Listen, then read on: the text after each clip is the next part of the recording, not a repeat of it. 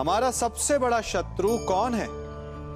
आप में से कुछ कहेंगे कि जो हमारा विनाश चाहे, तो कुछ कहेंगे कि जो पीठ पीछे प्रहार करे।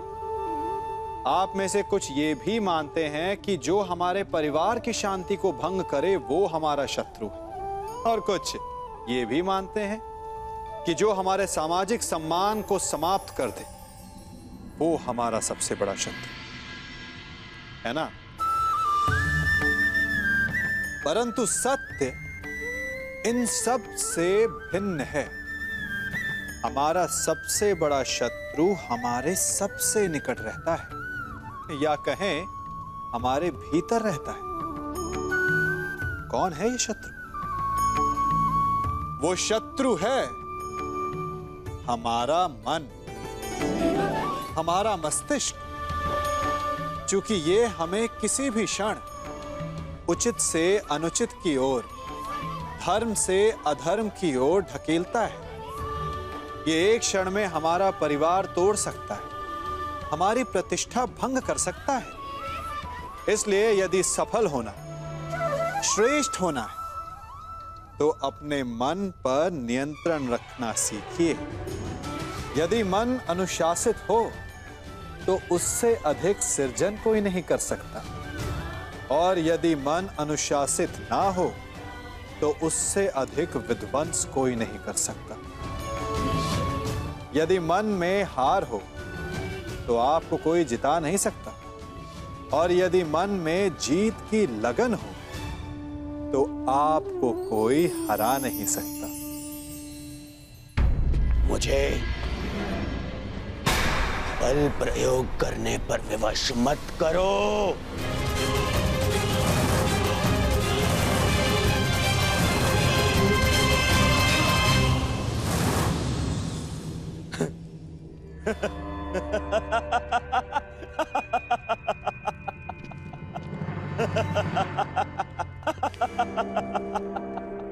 नहीं, तुम स्वयं प्रस्तुत नहीं होगे। कैसे कैसे भूल गया मैं कि कितना आनंद आता है तुम पांडवों को मुझे कष्ट देने में।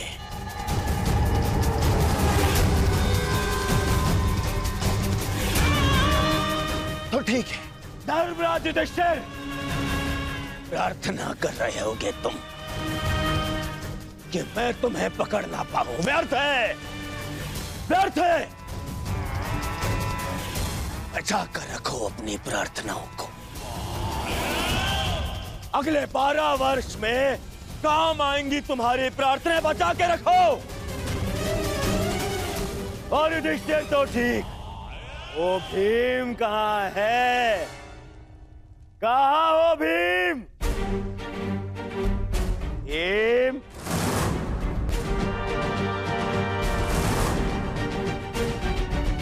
तुम्हें क्या हो गया? सदा मेरी ललकार का उत्तर देने वाला वो विक्रोधर भीम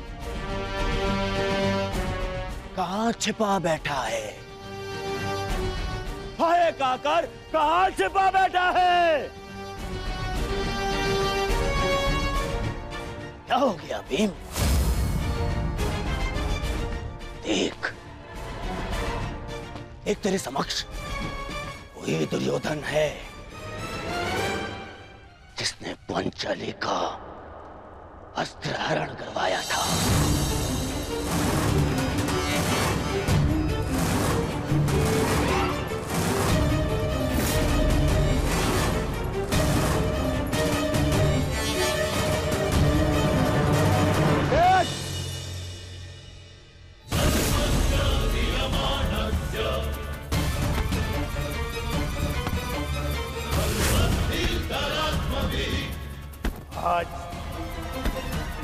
आज भी मेरी टंगा से बिठाने पर दूर है। आज भी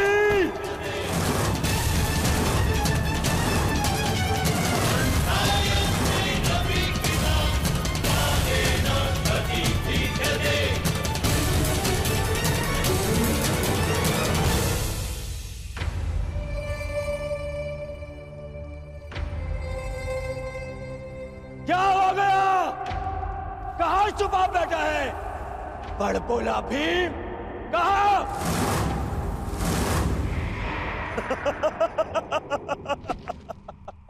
मामा श्री, लगता है वन में इस भूखे भीम ने कुछ ऐसा खा लिया है कि जिसने उसका पौरुष उससे छीन लिया है।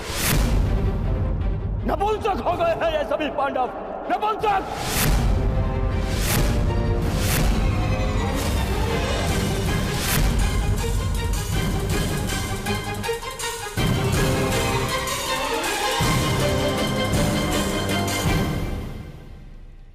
स्मरण है महाराज, आपने क्या कहा था?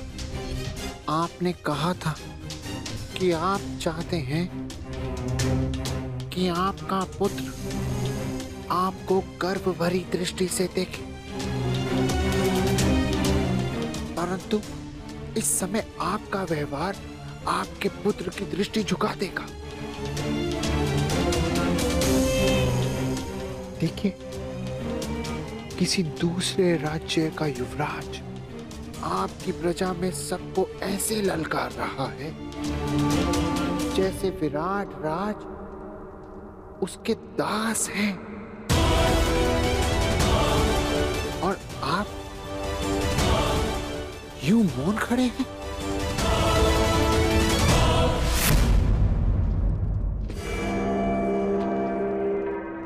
तुम नहीं हो भी, तुम भी नहीं।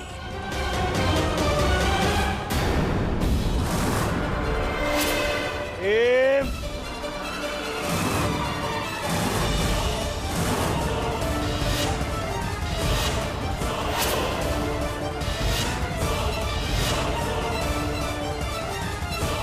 मैं जानता हूं कि मेरे मित्र कीचक का वध तुमने ही किया है। प्रतिशोध लूंगा, मैं प्रतिशोध लूंगा।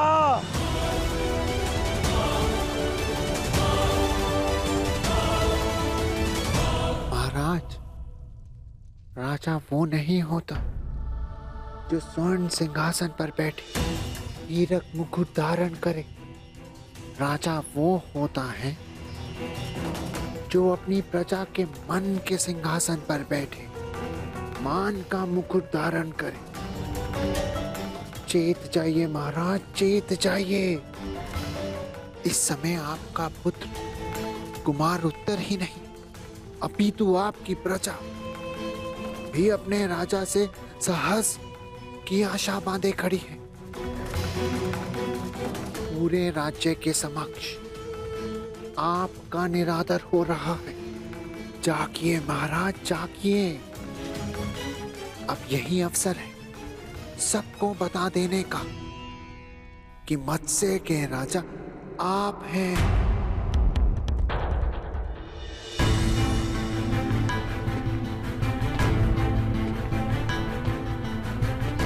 युधिष्ठिर, तुम तो पांचों पांडवों में सबसे अधिक बुद्धिमान हो। अंतिम अवसर दे रहा हूं तुम्हें, अंतिम। पांचाली समेत पांचों भाई मेरे समक्ष आ जाओ, क्योंकि जब तक मैं तुम्हें पहचान नहीं लेता मैं यहां से किसी को जाने नहीं दूंगा।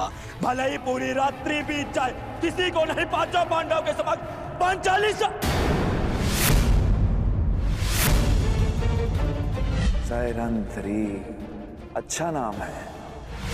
दासी सैरंध्री, हस्तिनापुर युवराज के लिए मदिरा प्रस्तुत करो।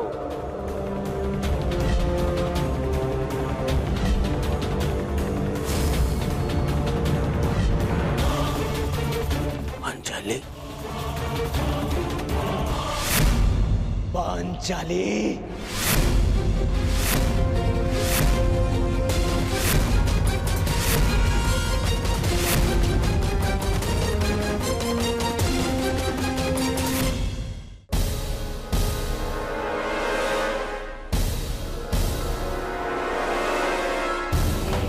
मामा श्री ठीक कहते हैं।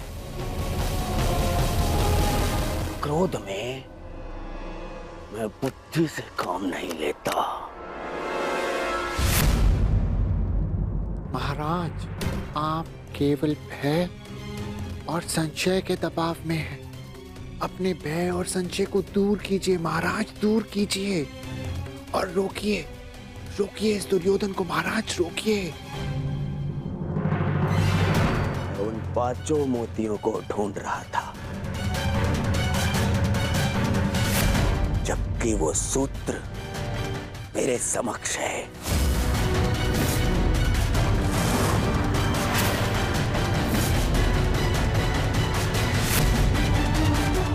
जिसने उन 5 को एक सूत्र में बांध के रखा है।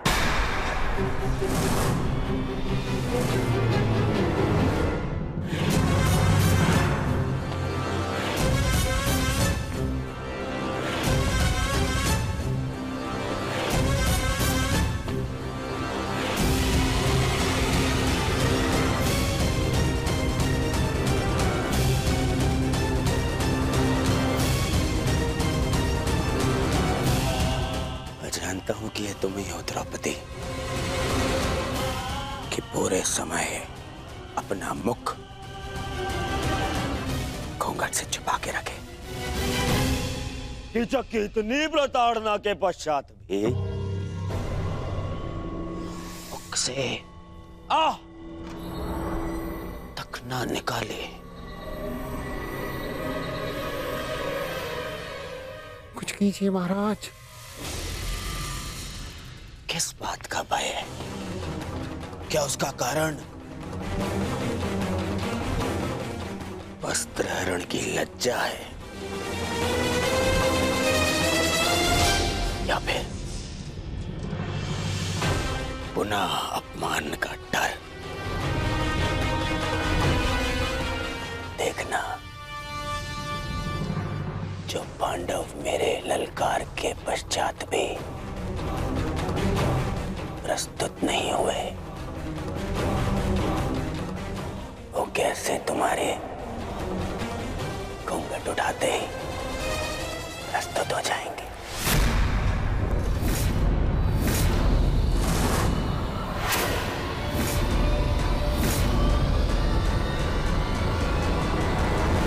अरे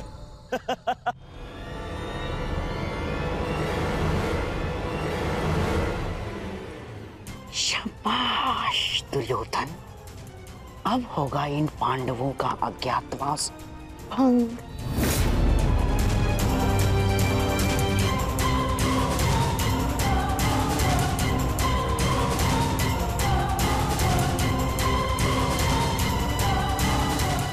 और कितना पीछे जाओगी पांचाली? अब और कोई मार्ग शेष नहीं है।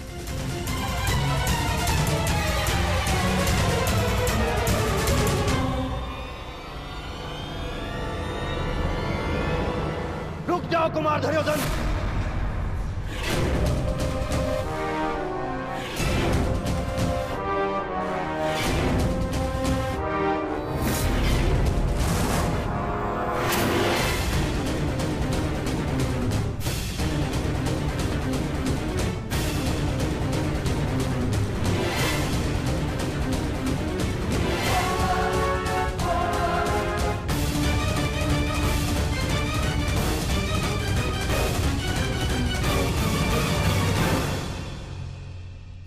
विराटराज, आपके कंठ में स्वर भी हैं। ज्ञात नहीं था मुझे ये आपका सुर ऊंचा भी होता है, परंतु विलंब कर दिया आपने, क्योंकि आप ना तो मेरे पास रुकने का धैर्य है और ना ही आपके पास मुझे रोक पाने की शक्ति।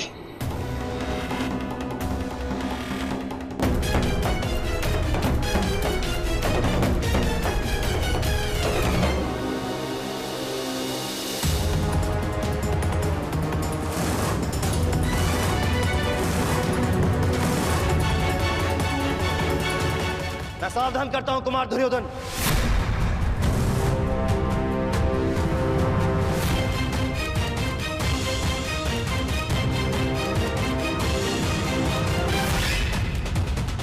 आप जानते हैं ना कि आप हस्तिनापुर के युवराज को ललकार रहे हैं। ये हस्तिनापुर नहीं, मत्स्यराज है, विराट नगर है ये। और यहां भरी सभा में स्त्री के मान का हरण नहीं होता, परंतु भरी सभा में स्त्री का अपमान करने वाले का वध अवश्य हो सकता है।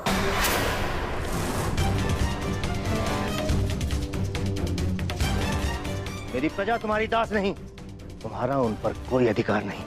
सैरंध्री को छूने का प्रयास भी मत करना।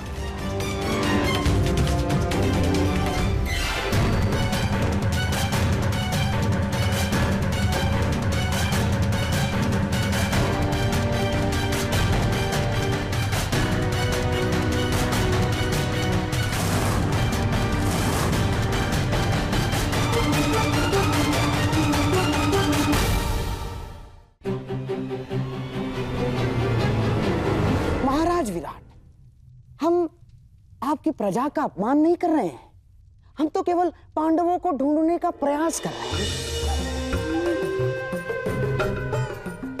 स्मरण है ना आपको, आपके सेनापति ने हमें वचन दिया था कि मत्स्य राज्य पांडवों को ढूंढने में हमारी सहायता करेगा। सहायता सर झुका के मांगी जाती है गंधार नरेश, उंगली उठाकर नहीं। और रही बात वचन की, तो वो मैंने नहीं, कीचक ने दिया था। उसकी मृत्यु के साथ उसका वचन भी टूट गया। आप लोग शीघ्र ही यहां से प्रस्थान करें, वही आपके हित में होगा। आप मुझे देख वजह दुर्योधन को ललकार रहे हैं। देख वजह दुर्योधन को। नहीं, मैं हस्तिनापुर के मध्य अंध युवराज को चेतावनी दे रहा हूं। आपके आगमन पर हमने आपका बहुत आदर सत्कार किया।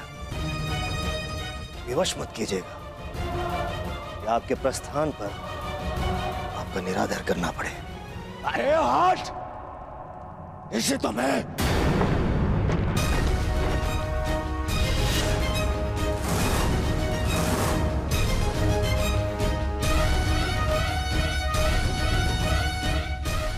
एक पग भी और आगे बढ़ाया तो मेरे सैनिक प्रहार करने के लिए स्वतंत्र होंगे।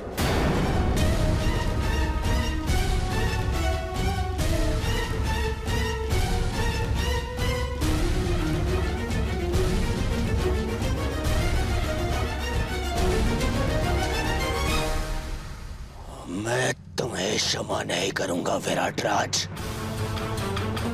मेरा अपमान है, प्रतिशोध अवश्य लूंगा।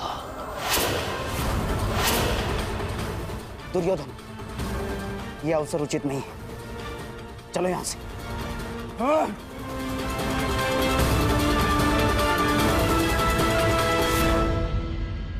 इस विराट राज्य की कृपा से कब तक बच पाओगे नपुंसक पांडवों?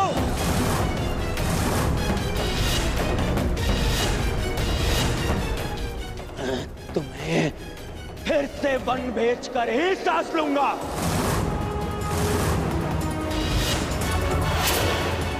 और तुम पांचाली, तुम्हारा दर्प एक बार फिर तोड़ेगा यह दुर्योधन।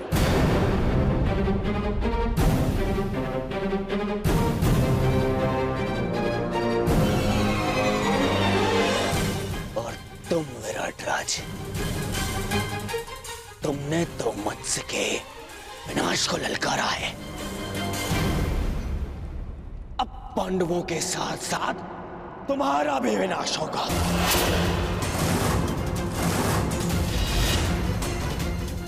मेरे प्रतिशोध की अग्नि से तुम्हारे राज्य का हर एक घर